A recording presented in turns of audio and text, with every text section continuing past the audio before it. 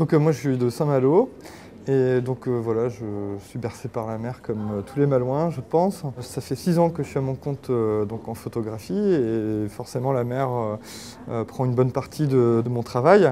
C'était la bonne occasion aussi de faire une exposition et au départ c'est la passion qui prend le coup et puis ensuite on se dit ça peut être bien pour se faire connaître et faire des rencontres.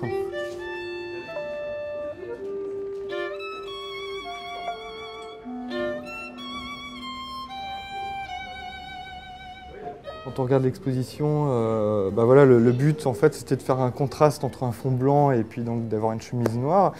Je lui ai posé la question si c'était possible justement de faire des photos des skippers sans marquage, puisque esthétiquement c'était une volonté que j'avais en fait. C'est pas le mythe de Narcisse, hein, bien au-delà. Non, ça représente la mer en fait, le reflet. Voilà, ça représente la mer, ça représente une mer très plate. Hein. Mais je trouvais le côté graphique assez intéressant également en fait. Et j'ai envie de décliner ça pour d'autres corps de métier, on va dire, hein, de métiers de mer, de gens de mer. Voilà.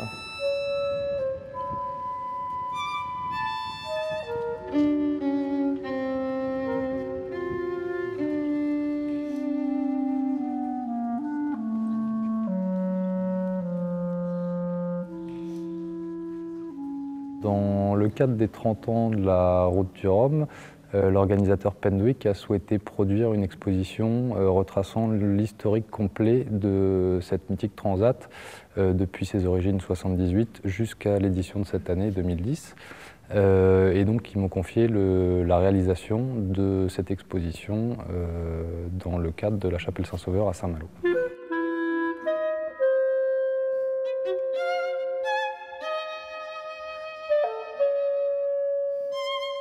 Au niveau des choix des photos, on avait Gilles Martin-Rager, photographe reconnu dans le milieu maritime, qui nous a mis à disposition ses archives, et l'AFP, qui est partenaire de Pendwick et de la Route du Rhum, pour ses archives également. Et en 2010, nous nous sommes adressés à 5 photographes, indépendants également, pour aller chercher dans des banques images les bateaux de cette année qui allaient courir cette Route du Rhum dimanche.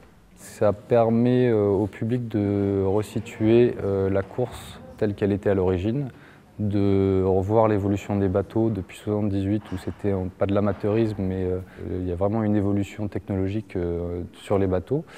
Et puis ça permet au public de se rappeler, tiens j'étais là en 90, j'avais vu tel bateau ou j'ai emmené tel marin sur son bateau avant le départ. Voilà, donc ça permet aux gens de se remémorer leurs souvenirs qu'ils ont vécus sur d'autres éditions.